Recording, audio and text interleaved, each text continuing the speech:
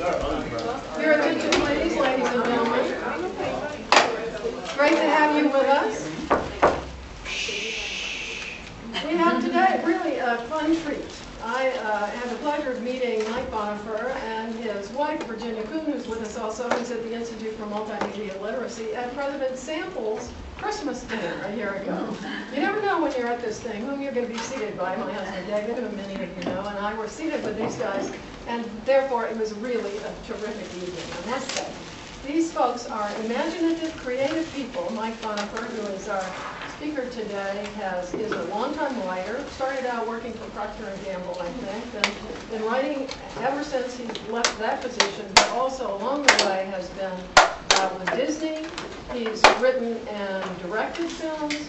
He's been a creative director for .coms. He's, what am I leaving out? All kinds of things that you can tell them. I'll tell them, yes. When he talks about game changing, he knows he's been changing his own game, and I was so enamored of his work in this book, Game Changers, Improvisation for Business in the Networked World, that I decided to ask him to join us. So he's going to speak with us a bit, and then get us involved in a game, and we welcome you, Mike.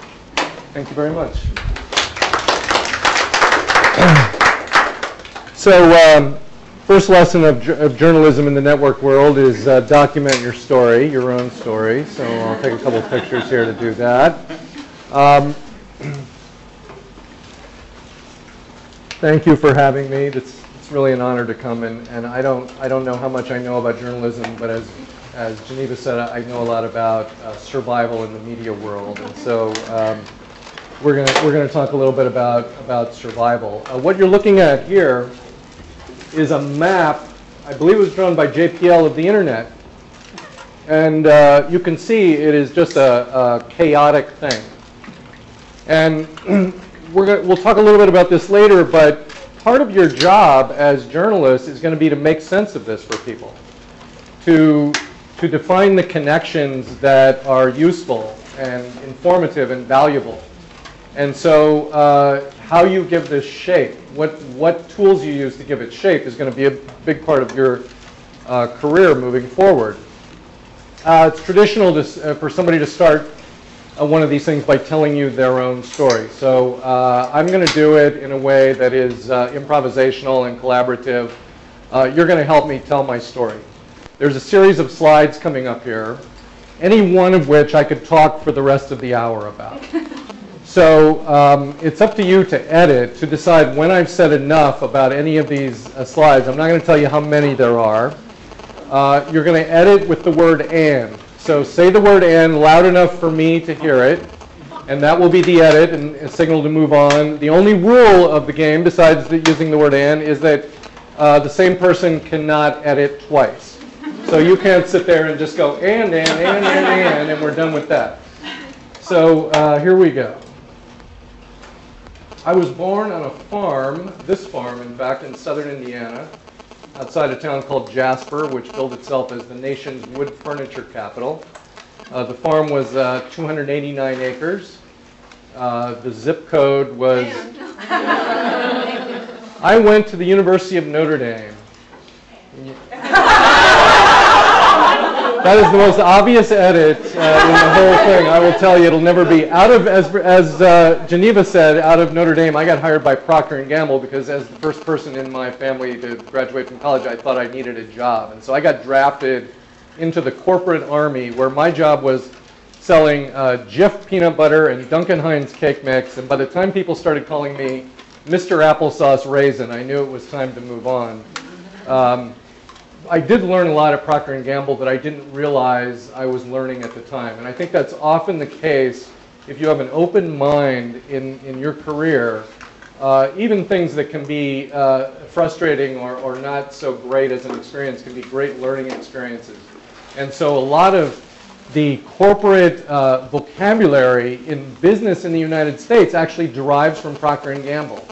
Sales techniques, and management training, advertising, marketing, and they are a very aggressive and very improvisational company to this day. At the time, when I worked for Procter & Gamble, I live in what I call the most appropriately named town in the United States, Effingham, Illinois. And it contributed to my delinquency from the company. I couldn't wait to get out of there. I got to the point where I was literally I was sleeping 16 hours a night and then feeling drowsy when I was driving during the day. Thank you. I came out to LA and I got a job working at something I really loved. I got a job at Disney as a staff publicist, and my first assignment was to be the publicist on the movie Tron. And that really marked me as somebody that embraced what was new and adventurous and to the point of being experimental. Everything I do to this day is informed by my experience on Tron. It was highly improvisational, and even though the box office at the time was not what you would call great, it's been one of the most influential films of the last 25 years. And the wealth that it's generated, and I want to point this out to you because you're going to get out in a world where people talk about revenues and quarterly earnings and bottom line. And there's a different kind of metric, and that's the generation of wealth over time. You strive to participate in things that generate wealth as opposed to just making money, because we are bound up in a financial culture right now where there's a lot of energy and purpose put to simply the making of money, shaving off profits from labor and from companies that do serve a productive purpose. And if you can, and Tron over the life of its, over the last 25 years, has been responsible for generating billions of dollars in wealth for the entertainment business. It was not apparent at the time. Nobody at Disney could have predicted it. And in fact, Disney was not prepared to capture a lot of that wealth. Most of it went to Pixar because John Lasseter was exposed to this film, and it inspired him to take up the art of computer animation. I was one of the founding producers of the Disney Channel. My film school was a series called the Disney Family Album, where it was 26 half hours that I produced, where I went and interviewed all of the great Disney animators and artists who were still around at the time. It was a great experience, and I was pleased to learn just recently that a lot of this footage is up at the new Walt Disney Museum up in Golden Gate Park in San Francisco. And Disney has been a company, has been a client and a partner company of mine for a long time, for probably 25 years. They were a significant part of my professional life. And a lot of what I know, most of what I know about business and the media and entertainment sector comes from my experiences at Disney. One of my favorite people that I profiled was a guy named Wooly Reitherman, who essentially took up the mantle of producing the animated films after Walt turned his attention to theme parks. And I used to sit and drink martinis with Wooly on his balcony up above in his house above Burbank, and I would just pick his brain about the old days, and because I wanted to know what.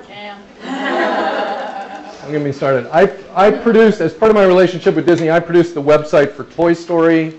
That became the basis for all of Disney's online ventures at the time, Disney.com and Go.com and Disney.go.com and whatever they're doing now. It was a great reunion for me with John Lasseter.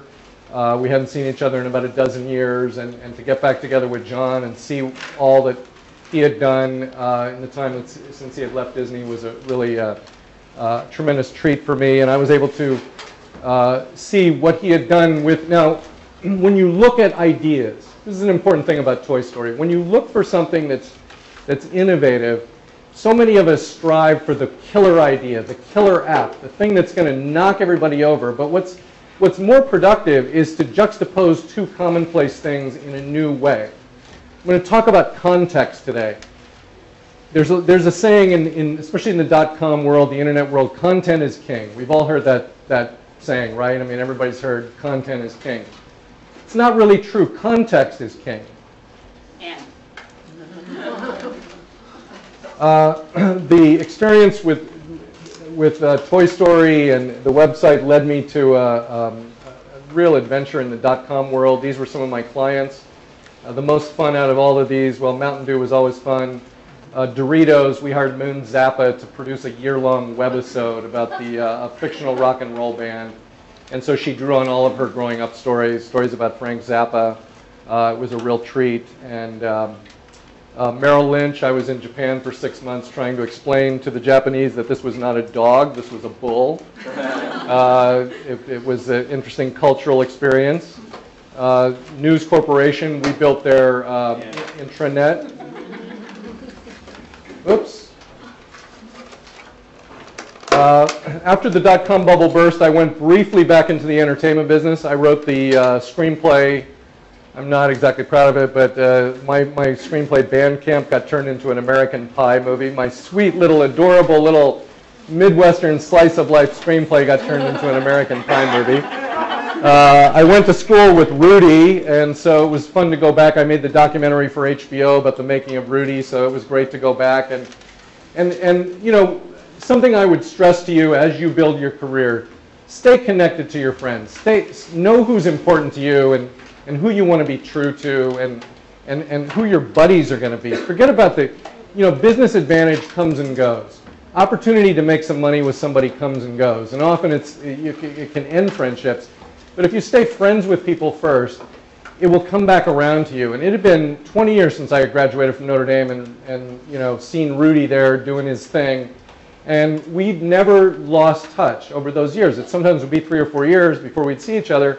But I knew the whole thing about when this movie was coming around, and I was in a position to hit it at exactly the right moment, to go in and get a job that was worth top line about $350,000 to me in terms of the production that I generated around from HBO and TriStar. So you know, your friends are important. Whoops, I keep hitting the wrong button. Sorry.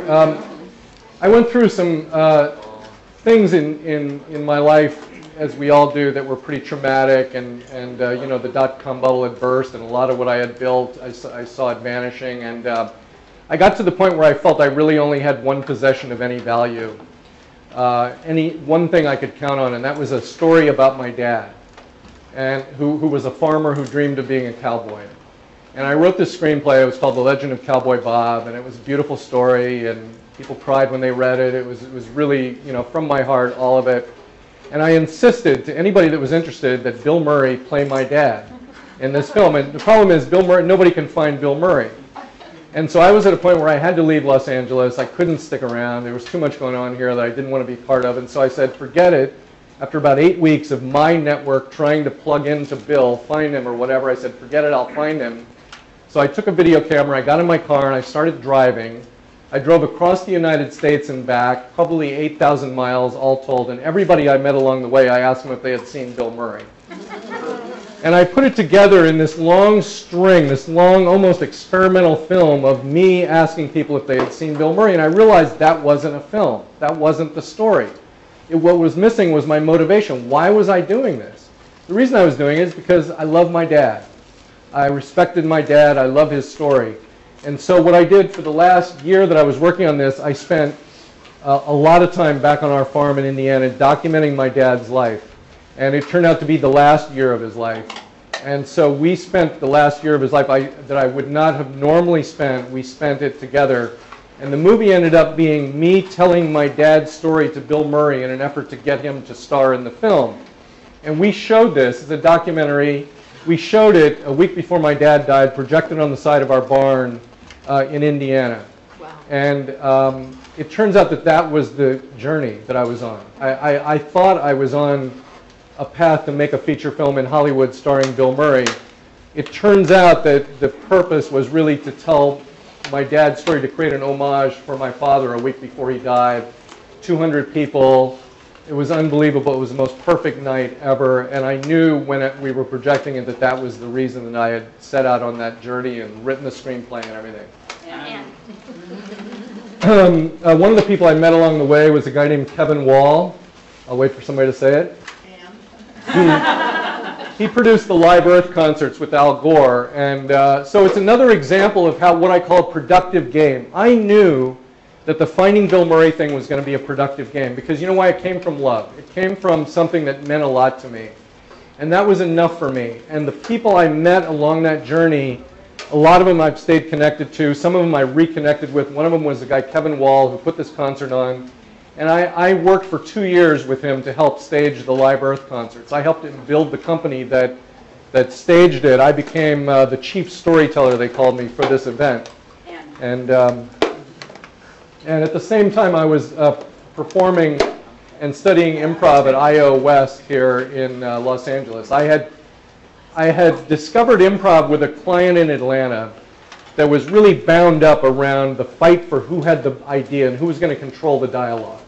And I got them into some improv classes, and it worked wonders. And a light bulb went on for me. It turned out that improvisation was a language I have been looking for my entire career, to try to explain to people how I thought communication should happen and what I thought the fundamental difference was going to be between what I call the industrial age business models and what I could see coming with the networked world, and the way business, journalism included, was going to fundamentally change as a result of the networked environment in which business operates. And improvisation was the key to that. Improvisation was the answer. I wrote this book. I have Virginia is, when she can spare some time, is my partner in this company, and we have improvisers, a network of improvisers around the United States, and we have really interesting clients ranging from Fortune 100 companies to startups in Silicon Valley. The lower left is me teaching a class at Notre Dame, Atlanta, Reno. And let me just tell you about improvisation and Notre Dame versus USC. I was working with a group of kids from the Heart Project, which provides music education for kids that don't have music education in their schools. And we were down at LA Live rehearsing a drum, it was called the Life Drum Corps, where these kids take old 5-gallon plastic buckets and paint them according to a theme. And then a music teacher named Lonnie Marshall, who's also my guitar teacher, teaches them a drum corps cadence. And they were going to perform at LA Live. And somebody came over one night when we were rehearsing down in LA Live and said, "Hey, there's Pete Carroll over there." And he was just sitting with a couple guys, and I walked over to him and I said, "Pete, would you come say hi to the kids?" And he said, "Yeah, just give me a second, I'll be over." And not only did he come say hi, but he really took an interest in what they were doing, who they were, and then he invited them to come to football practice. He said, "Have the kids come out and play at football practice." And the kids, like 2 weeks later, came out to spring practice this year and drummed their hearts out on the sidelines, and the players appreciated it. And I've got to say, I can only contrast it. I see everything through the lens of improvisation. And it is my focus, it is my professional forte. And I look at Notre Dame and Charlie Weiss, who said after the last game, which they lost to Navy, what he was going to do on Monday is, "I'm not going to change. Nothing's going to change. I'll never change." Well, guess what, Charlie? Life is change. And the fact that you don't want to change, the fact that you're so defiant, and you can't see yourself as others see you, there's just a world of difference between those two. I've heard so many stories about how Pete Carroll treats people and how Charlie Weiss treats people, and I have a little bit of experience firsthand. And so good for USC, or at least its football program, for being highly improvisational. So that brings us here, right smack to USC. I wanted to talk about the difference between the industrial age and especially where journalism is concerned. And you see, this is the tool of the industrial age for journalists. And Geneva and I both started on, you know, the IBM Selectric or the Royals or whatever it was. And you just contrast what the typewriter did with what the computer does, and you see the fundamental difference. And the technology has changed, but people's behaviors haven't necessarily changed, and that's where improvisation comes in. The typewriter called for scripted narratives. The industrial age called for these rigidly scripted narratives. So you would get an organization or a brand, let's say, that was espousing a certain story, and it could be scripted, and it could be inflicted on the marketplace. And because the channels were rigid, and because the model was hierarchical, that script would hold. Right down through whether it was Speedy Alka-Seltzer saying plop, plop, fizz, fizz, oh, what a relief it is, or There's no more in, sorry. But we'll move on. So these are some of the qualities of the industrial age and the scripted narrative: rigid and predictable, linear, dogmatic. Now contrast that with the improvised narrative of the network world. There are so many forces at play on a narrative. So when you have a story, whether you're a brand that's bringing a story to the marketplace, you've got a narrative that you want to engage your audience with, or whether you're a journalist that wants to capture a story or project a story that's of interest to a lot of people, there are so many forces at play that you've got to fundamentally treat that story differently. And these are some of the ways. You know, the story is nonlinear. It's immediate. We know how quickly things turn around. It's heuristic. The story learns from itself. A story is never really finite. It will go as long as there's gas left in the tank. And so it's much more right-brained. And this again is where improvisation comes in. As journalists, as business people, as PR people, whatever you end up doing in your careers, it's your ability to improvise the narrative. It's whether it's to see the new opportunity, introduce the new character, edit the story if you're an editor when it's time to edit and it's come to its end. But it's your ability to improvise that's going to make the narrative profound and meaningful to the audience. So we see the contrast between those two. This is Viola Spolin, who I call the godmother of modern improvisation. I didn't realize until I was doing this last night that she looks like David Letterman in drag. And she said this about the environment. Learning comes from the environment that you create. She's famous for saying, act on environment and environment will act on you. And so as you go into your careers in journalism, as you teach journalism, it's as much about understanding what the new environment is and learning from that new environment as it is trying to figure things out. It's about putting yourself in a position to learn and being open to what the environment teaches you. And we are definitely in a new environment when it comes to the media. She also said this about theater games. And it's the basis of GameChangers and the work that I do. There is a game underlying every scene, whether it's a water cooler conversation or whether it's the President of the United States dealing with Wall Street. There is a game going on. And part of your job as journalists or as participants in the network world is to understand that game. And not only to understand what the game is, but to differentiate between the good games and the bad games. Because there have been a lot of bad games going on over the last 8 years, and the journalism community is responsible for not calling them out as bad games and unproductive games. A lot of really toxic things have happened to the environment and to the culture. And I think the opportunity for you is going to be to recognize this, to go deeply into the meta meaning of what's going on and the games that are actually in play. I have a friend that plays a game with the front page of the New York Times called Who Makes Money, Who Loses Money. And it's sort of about identifying what the deeper game is. So they'll take a story, and you go through every story on the front page of the New York Times, and you say who's making money and who's losing money. And I think that's sort of, it's interesting about journalism. Over the past, in my career, I've seen journalism become a thing that could be bought and sold. And that's an opportunity for you to not be in that same boat. So there's some good news for you in terms of what I teach and what I believe in is that you're already improvisers. I mean, we all are. But you in particular are improvisers because you're going into an environment, into a professional environment for which there are no rules. You're going to create the rules. Some of the best advice I ever heard for somebody going into the entertainment business was this.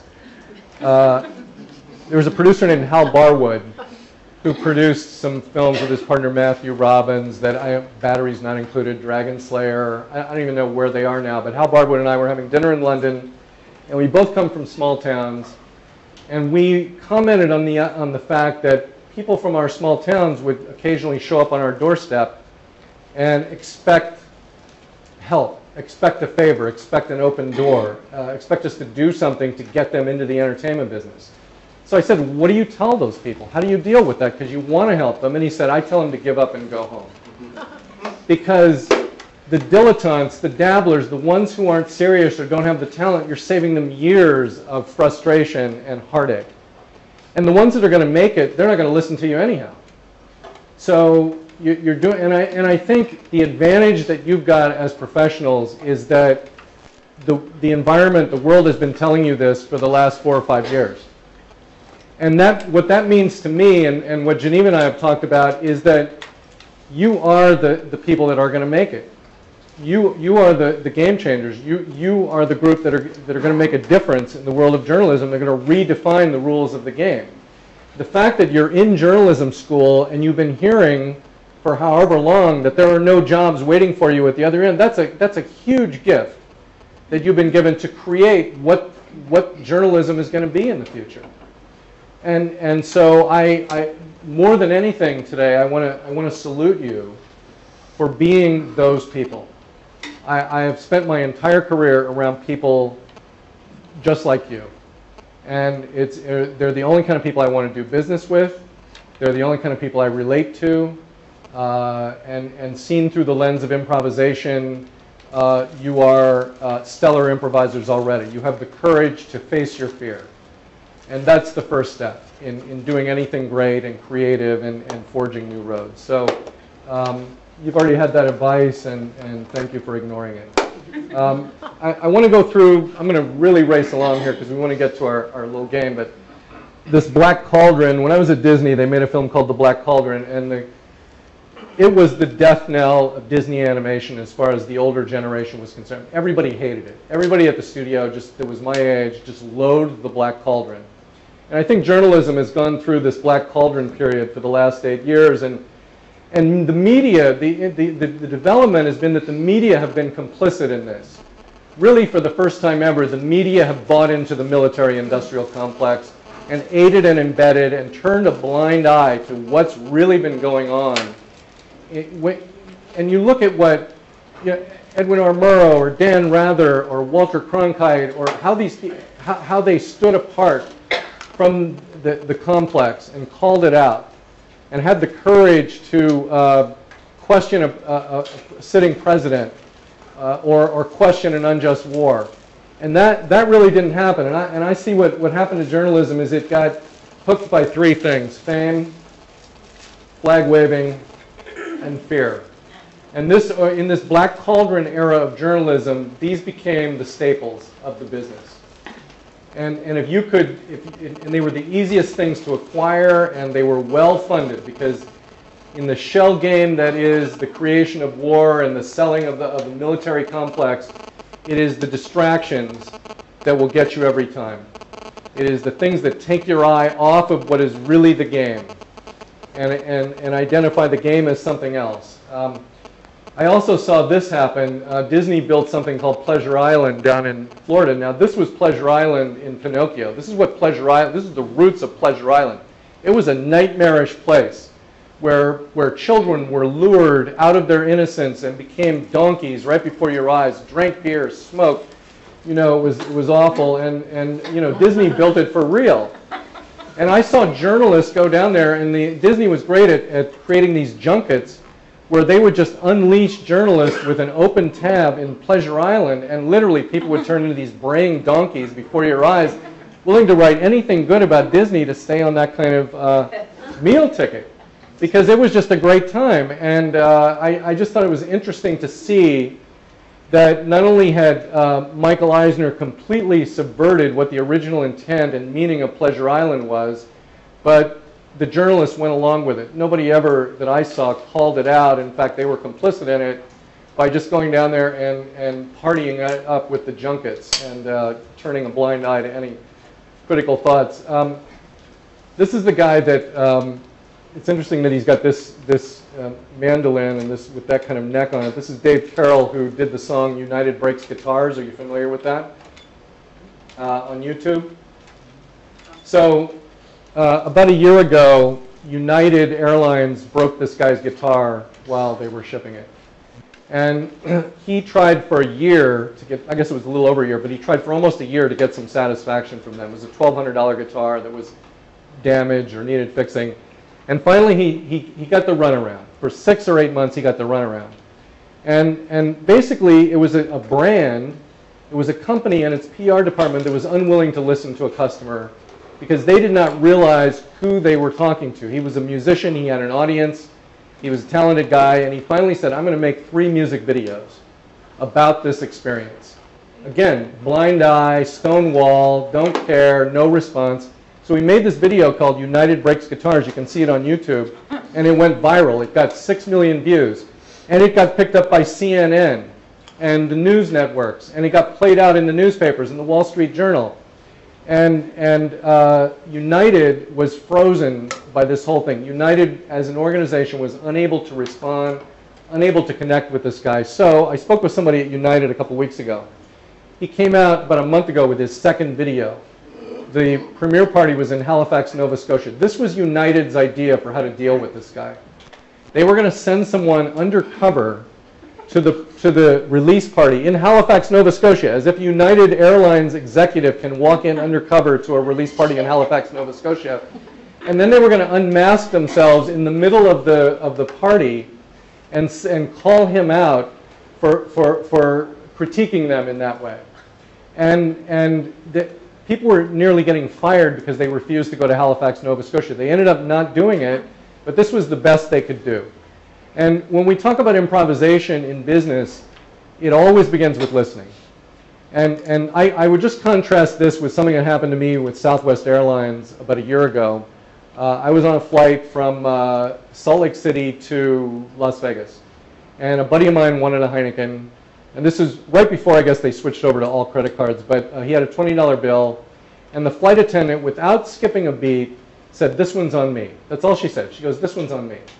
And she just kept moving her cart down the line. And I wrote a little blog item about it. The head of PR for Southwest Airlines picked up on that because he's doing trackbacks and he's seeing whoever links to the Southwest site. And he's looking at everything. He's listening, right? And he wrote me a letter and he said, "Who was that? What was the flight? What day was it?" They sent me a dossier that must have been 8 pages thick of their efforts to find and congratulate that flight attendant for doing such a great job. And all from 4 words. "This one's on me." It was just, I thought, a great improvisational move on her part because it implied a relationship, it implied listening, it implied friendship. It saved everybody time and money when you start to count up the time it would have taken to get on the loudspeaker, to intrude on the other passengers, to go, "Does anybody have change for a 20? To bug people around them. She just did something really simple and beautiful. And I caught it. The lens of improvisation that is me caught it. And Southwest, being a highly improvisational company, caught it too. And you just contrast those 2 brands, those 2 ways of behaving in the world. And that is the fundamental difference between a brand and an organization that has the flexibility and the openness to improvise, and one that is absolutely locked in the industrial age, is tone deaf to the marketplace, and it's no trouble. You just see one spell of bad publicity after another. The final thing with Dave Carroll is they flew him to Denver 2 weeks ago for a meeting, and a New York Times reporter was on the flight, and they lost his luggage at the Denver airport. Did you remember that? You saw that. That is unbelievable. The fact that United did not put his luggage in the pilot's seat or the pilot's cabin to get that flight. How could you screw that up? That is something a junior high, newspaper editor could figure out. We're going to, make sure that suitcase gets there. It's unbelievable how people do not know what's going on in the world. My grandmother was a water witch, and that's all I'm going to say about this because we're stressed for time. Okay, so improvisation for journalists. I'm going to give you a few of the rules, and I think, as I said, you're already good improvisers by virtue of being here and doing what you're doing and pursuing the path that you're on. But here are some fundamentals that you can think about and look for opportunities to exercise. Yes and are the 2 most important words in all of improvisation. And it's possible to yes and every situation you're in. And that doesn't mean to acquiesce, to go along, to rubber stamp. It means recognize the reality of what you're dealing with. Yes anding is what United Airlines did not do. Yes anding is what Southwest Airlines did. And not only, you just simply understand what's in front of you, who the person is you're dealing with, and acknowledge it and play it out accordingly. it makes you a better listener, it makes you a better collaborator, it makes you a better creative person long term. So yes and is a huge part of improvisation. I know my wife and partner will go along with this. Multimedia is very important. Writing is no longer just with a typewriter, even with a word processor. Writing happens in all media. And I think that anybody that limits themselves to one skill set is missing the boat. You know, the more I get to know people of your generation, the more I see how diverse the talents are. I mean, I'm dealing with people that have master's degrees in jazz banjo from CalArts and know Django programming and all the project management tools and have, you know, just multiple languages that they speak. And I think as journalists, it's important for you to speak as many languages as possible where media are concerned. Subject matter expertise. I think that this, you know, to just say that you're a journalist is not as important as saying what stories do you want to tell? What do you want to go deeply into? Share and collaborate. You know, the stories are shared. The difference between the way that I told my story and we collaborated on it and the way that a speaker would get up here and recite their history is fundamentally the difference between the way stories are reported, used to be reported, and the way they're reported today. Today, as reporters, as journalists, you are collaborators with your audience.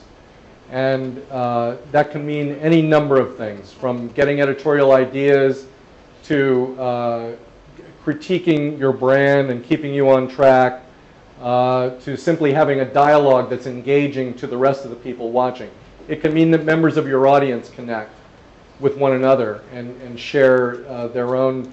Some of my close collaborators now are results of the idea. One of them in particular, a guy named Rasul Shair in DC, contacted me because he and I both commented on a blog out of the Harvard Business School by a guy named Umair Haq, who's a great thinker out of the Harvard MBA School and the Havas Media Lab. And we became friends as a result of that, and we're talking about collaborating on some projects now. This is a big thing to understand where improvisation is concerned. Groupthink is when you just go along, when you get swept along in the flag waving, in the excitement of the moment, and you don't think.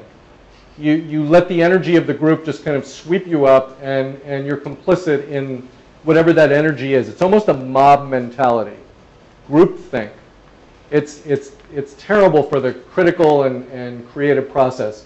The group mind is what you strive for in improvisation when it comes to collaboration. And that means that we all bring what we got to the table, that we all have our own unique skills, and that when we come together as a group, we become greater than the sum of our parts. And so the group mind is what an improviser looks to engender in the participation with the group. But stay away from groupthink. Productive games, we already talked about. And build on your dissatisfaction. I think, you know, I talked about the Black Cauldron as being a period of journalism. It was also a huge, the film The Black Cauldron when I was at Disney was a huge point of dissatisfaction. And people used that as fuel. They used that to fire themselves up about what they could do better. And I think you can take the energy that you feel as a result of whatever your frustrations are about the status quo, and you can build on that and create what's new. I mentioned this, owning context is what's important. There's a lot of talk about copyright. The big media companies go to war over copyright issues. There's a big Shepard Fairey story out now, you know, that's a case study about a copyright law and fair use. It's sort of, you know, and he misplayed it. He didn't play that game very well. I guess he got caught lying about something that happened. But the fact is that he created a context for that poster, that work of art, that it never would have had. He owned the context. And that ended up being what was valuable. And if he had just been a little more open, a little more transparent about what that process was, it all could have sorted itself out, assuming that the AP would have settled or been equitable themselves, because they're in a position, and their lawyers are in a position of just crushing people. So who knows whether they could have actually had the dialogue, or maybe that's what he was afraid of. And then this is a saying in improv. You know, unless you take care of yourself first, if you walk out on stage and you don't have anything, and the other person doesn't have anything, you're just going to sit there and the audience is going to lose interest immediately. You have to take care of yourself first. You've got to enter the arena prepared. It doesn't matter so much about what kind of plan you have, because plans are made to be changed. What matters is how prepared you are for what's going to happen. And that's where taking care of yourself first is important. Have an idea about what you want to accomplish, what direction you're going in, be prepared to adapt, but make sure you're equipped for the trip. I think that's having somebody like Geneva and I know what Virginia does over in the multimedia lab at the IML, and I think there's so much opportunity here to prepare yourself. And you don't have to worry too much about what's waiting for you, because what's waiting now is not going to be waiting by the time you graduate or you get there. But if you're prepared, you'll see the opportunities, you'll act on them. Think about levels of communication. And there are 3 levels to all communication. There's the cosmetic, the emotional, and the meta level to all communication. I think the opportunity, Virginia and I were talking about this last night, the opportunity for you is in the cosmetic and the meta levels of communication. That's where you can create context. The blogosphere and everybody that's doing this for free is centered on that middle piece. It's emotion, and it's the easiest thing to play on. It's what the fearmongers do. It's what Glenn Beck does. He centers on that emotional piece. A little bit on the meta. He represents things that can scare people, and he represents the status quo. But if you can own the cosmetic and the meta levels of meaning, levels of communication in any scenario, then you'll create context around a story, around a narrative. And that's what's going to be valuable to you as your careers go on. I just want to look at one example that I'm very familiar with here about what's happened in my career. These used to be the only 2 trade papers that anybody read in the morning at the studios. This was it. You got your 2 papers, maybe the New York Times, LA Times, but this was it. And look what has happened. These are where people go now. So the opportunity may not be in the same place, but there's a lot of opportunity, and then the gossip piece of it. Go Fug Yourself is funny if anybody hasn't seen that. And then we all know about TMZ. So it may not be that the jobs and the opportunities are where they used to be, and people at Variety will tell you it's all going to shit, but there's opportunity if you create it. And you are where the opportunity is. It's another point I'd like to make. The opportunity is not somewhere else. The opportunity is within you. The opportunity is what you create. It is your unique set of skills, your unique point of view of the world that's going to be of value, that is going to be the opportunity. So all of this noise, and I know you've already done a good job of ignoring it, but all the noise about the eroding world of journalism and the advertising models changing, well, they're changing from the status quo to something new. And you can have a say in what the new thing is. I'm going to skip over this. Sometimes, let me just make this point, sometimes it's great to look 180 degrees the opposite direction of where you perceive the problem to be in order to solve the problem.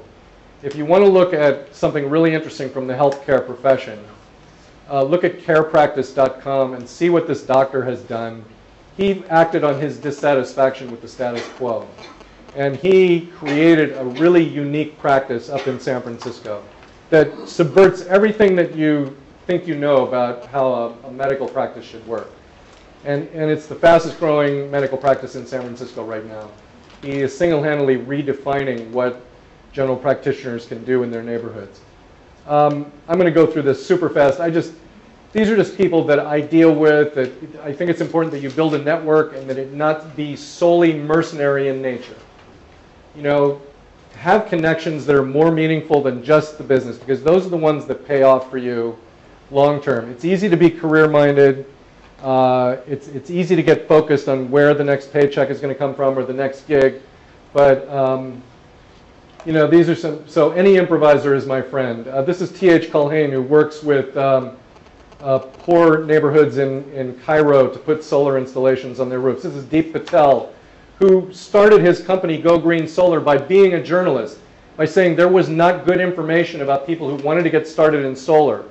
And he created this business that is now thriving. He's added the e-commerce component to it since then. But he began with a journalism component while he was still in school at Boston. This is Reverend Russ White from East Orange, New Jersey, who has a group called Eagle Flight that teaches aviation to children. He's trained over 3,000 kids in 20 years to fly airplanes. Over 500 graduates of Eagle Flight are working in the aviation business today. This is my friend Charles Lynn Frost, who plays the mother of a gay son in a Mormon production in Salt Lake City, and it's got everybody in a tizzy there. This is my friend Greg Gramelsbacher, who works with the dying poor in Indianapolis and raised $2 million to build a hospice where people could spend their last days in peace. This is my friend Josh Rose, who is the head of Interactive at Deutsche Advertising. He wants to work with me. I turned him down, but here's an example. This guy's going, Dr. Pepper spends a fortune with us, and I could carve out $15,000 or $20,000 for any number of events.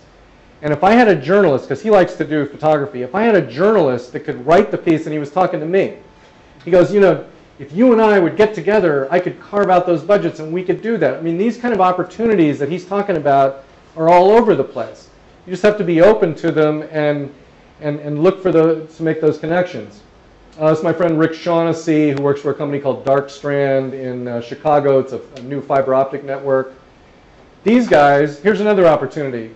Christian and Nick are from London, and for the last 2 World Cups, they've kicked a soccer ball, football, from Battersea Park in London, where the modern game of soccer, football began, to wherever the World Cup is. So Seoul 8 years ago, Germany 4 years ago, and they're starting in January to kick a ball from London to Johannesburg. It's just the 2 of them. They need a videographer. I've told them that I'd help them. We were on the phone yesterday for 2 hours. You can go to spiritoffootball.com. If any of you know somebody that's up for an adventure or that wants to sponsor them to the tune of not much money, DHL is taking care of all the transportation and logistics. So they just need, a little food money and stuff. But just a couple of guys that are computer geeks, and they take like 4 months off out of a year to take off on this journey. And all kinds of amazing things happen to them as a result. I had somebody tell me in frustration with these guys, I wish somebody would give me $200,000 to kick a soccer ball to Johannesburg. And the problem with that is she had it backwards. They're going to kick the soccer ball no matter what. Nobody's giving them $200,000. It's the commitment to kick the soccer ball and to do it that's going to result in whatever money comes their way. If they wait for the money, it'll never come. But the money will be afraid that they're going to leave without them, so the money may come along at a certain point. So first comes the commitment, then the money will follow. My friend had it backwards. Michelle James, involved in improvisation and creativity in DC. Willow Bay, who's my producer on the Huffington Post, and Rasul Shair, who I mentioned earlier. Okay.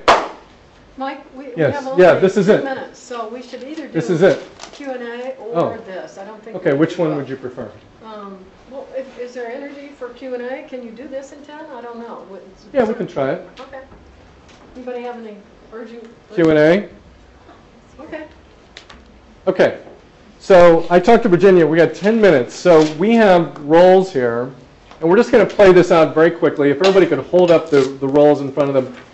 There was a thing, so the people can see. There was these are the roles that these people are going to play. There was a thing on PBS years ago called Washington Roundtable, I believe, and I just loved it. And it was people from government would act out a scenario and just play it out. Real people from government, high-level players, and the moderator would just run a scenario through them and ask everybody what would be going on in terms of their own role in this scenario. And so I told Geneva about this, and we talked, and she goes, I was in 2 of those. So I thought it would be a good thing for us to do. So the story is this, and we're just going to play it out with these people in their roles for the next 10 minutes. The story is this. The USC Song Girls get a reality show, right? So I'm just going to feed the discussion here, and then feel free to react to one another. But who's the first person in this group to pick up on this? Well, you know about it first, right? How did you become a part of this? Because I'm Song Girl. I know, but what motivated you to want to do it? To want to get my own reality show. Yeah, you and the other song girls. Oh, because we wanted money. You wanted the money, right? Okay, so it was a money deal. And who did you go to first here, out of these people, to put the deal together to tell them you were interested? You mean to get the money? Well, once you had the idea came first, I assume. So you had to go to somebody in this group. Somebody out of this group was the first one of this group that you approached. Who would it have been? Oh yeah, we have to get permission. It's up to you. You tell me what happened. No, Do you have to I'm get? not going to get permission. What are you going to do? Okay, that's I'm real. going to go talk to the producer. The producer. So you went to a producer. What was your reaction? Who are you a producer for? I don't know. Since I'm formally a news producer, I hadn't thought about that, but I guess I'm going to produce a show for, well, since you have a Disney affiliation, maybe I'm a producer for ABC, and we're threatened by all these cable shows and reality shows, and I need something new, and we've been a little slow to do this, so I like doing something about it, but I'm not sure what your show is going to be. So, Song Girl, help me out. What would be the content of your show? I mean, is it a reality? Am I following how you become, the life of a song girl, or am I following a competition, or? Well, it could be a variety of things. Since I want to get my show, and I want it to be on Disney. It would have to be something that would appeal to probably a 13-year-old girl. So it could be the day in a life. It could be anything. It could be any high school cheerleader things. It could be a competition. It could be different webisodes. It could be. Is it kind of like Miley Cyrus with a plot, or is it more like? No, I wouldn't say Miley Not Cyrus specific, because you okay. already have a Miley That's a Cyrus. good. Okay. Good. Okay, so who gets wind of this? Who's the next person to get wind of this? Who picks up on this, and how do you hear about Daily Trojan? Where do you hear about this? How does this get to you? You're an editor at the Daily Trojan. How does that happen? I think maybe wait for a moment when they really have relations between the two parts, and I will report to this whole thing. So you know about it, but you're not ready to report Yeah, yet. because story is not have a whole course. Is somebody going to beat the Daily Trojan to that story? Is that Yes. important? Who's going to beat the Daily Trojan to TMZ. TMZ? I don't think it's important to us yet, because we deal with celebrity gossip, and so, So they're not a big enough celebrity for you. unless there's some sort of scandal, but no. Is there a scandal?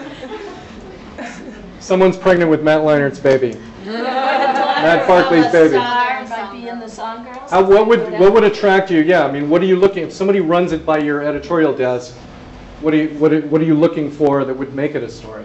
Either some sort of scandal, or I was thinking where we would be involved is after the television show was on air, and then they became sort of B-list celebrities more than on the USC campus. Okay. Then Song Girl Coach, what are you saying about their activities? Well, I don't want this to just detract from the game, but if I'm getting a cut, it's fine. Oh, okay. Are you going to give her a cut? Yeah. Okay. And LA Times, what do you think about this? Is this a story for you? It's a non-story?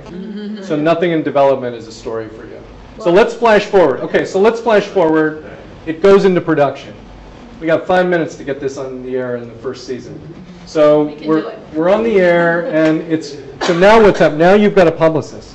I do. All right. So publicist, what are you publicizing? What's your angle on this? How are you getting TMZ, LA Times, maybe even the Daily Trojan aware of this? Well, I try to use social media to create some public relation buzz, and maybe I will try to relate the showgirl with some celebrities to attract more attention. Oh, so manufactured relationships. Nice.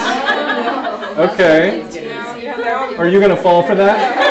Are you going to fall for that? Even if you know, wait a second, even if you know that that's made up, are you going to go for it? yeah, it makes good TV. Okay, so it's a totally manufactured thing. Do you know her? Are you complicit in this? Yeah. You know the publicist, so this is a game that goes on that you're aware of. Yeah. And producer, you're cool with that. Oh, I want the show to get lots of publicity. Okay. Is anybody not cool? So we haven't heard from the USC administrator. So now the USC administrator starts to hear something.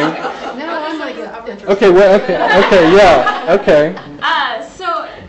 So we're assuming the show is for Disney and it's wholesome and Maybe it's the new Disney, maybe not. They're making Mickey Mouse selfish and aggressive, I understand. Pole So. dance somewhere. So I guess USC would want to send one of our writers to write up something. We'll put it on our website. We'll send out newsletter to everyone. Maybe have some sort of premiere party on campus. So you're going to get behind it. That looks good. Daily Trojan, what's the buzz? Are you ready to report this now, finally? Yeah, absolutely. Have you reported it before the premiere, as it gets up to the premiere? Does it become an episodic for you? Before the premiere, I will have one story and then just follow the whole story. Okay, so you're following it now. Yeah. Okay, and what's the student body saying about it? Good thing? Jealousy that they're making money? They're making serious bank? It depends, but we have to have some communication with the USC administration place. Okay, so you're gonna play ball with whatever the administration Yeah, does. Okay, so in LA Times, are you ready for this story So far, yet? it's just a brief, you know. If they hadn't liked the notion of it at the USC administration. Oh, okay. Or if Okay. it were a pole dance or something. So far, it's a brief. What a nice little thing the Song Girls get their reality show. Okay, so one of your girls loses it. Goes off the deep end on the celebrity thing, wants to be Paris Hilton or whatever. We have it all Okay. on tape. Okay, yeah. You're all over it. Yeah, so TMZ is first to get wind of that, right? Publicist, are you good with that? How far do you let that go before somebody Lindsay Lohan's on you? Is that good for you? Do you like the idea of a Lindsay Lohan in the Song Girl midst? Well, I mean, even it's a kind of scandal, I will try to use it. Oh boy, what a mercenary. USC, so what is the scandal? Give us a scandal here. What's going on that's scandalous in with one of your crew? She ran off to Paris and tried to steal something from David Beckham or something. I don't know. Okay, tried to steal something from David Beckham. They caught her in David Beckham's house with Victoria not home. Okay, here we go. Now we're into something. So this is good for you. Well, you know, now we're getting into breaking the law, so I liked it if it's controversial as a producer, but I'm afraid the Disney Corporation is going to be all over me, so I'm trying to figure out, I probably have to call Disney and do some damage control to see, is it really one of our song girls, da-da-da-da, because if she's breaking the law and ends up in court and we end up with a different type of show. We were going to run during the family hour. Now I've got problems. Are you shooting this as this is happening now? Oh, everything. Everything. So this is LA Times. Are you interested now? Now it's an interesting. Oh, okay. Now we've got something. Song Girl reality show hits the skids. Yeah. Okay. All right. And USC administrator, where do you? We make a rule that no school groups can make reality shows. Okay. And yeah, I mean, I suppose damage control and perhaps distancing ourselves from the group. Does the girl get expelled if she's while the trial's going on or not? If she's been accused, she loses the show but not her student status? Is that right? Daily Trojan, do you try to get an interview with the girl, or you? Yeah, absolutely. The girl and all the friends, classmates around her, and maybe some student discussion about these things. It's a really big thing in the university. So now it's getting bigger. Publicist, are you still? What are you? Are you in damage control mode yet, or not? Yeah, sure. I'll do some like damage management, and maybe I'll like do another campaign, maybe to choose or to make a girl competition. Replace the girl. Okay, so on that improvisational note, let's give them a round of applause for playing their roles beautifully. Thank you. The mini friendly. Thank you very much. Yeah. Thanks, Any everyone. last minute comment or question, anybody? Yeah, I'll just say don't sell typewriters for some of that sort of improvisation. Yeah. I'm serious about that. Yeah. I don't think they're quite as rigid, and I understand what you're saying about the industrial age, but they also allow sort of freedom for contemplation, thoughts. That's a good point. So hooray for typewriters. Thank you so much, Mark. Something about the tactile nature of it that is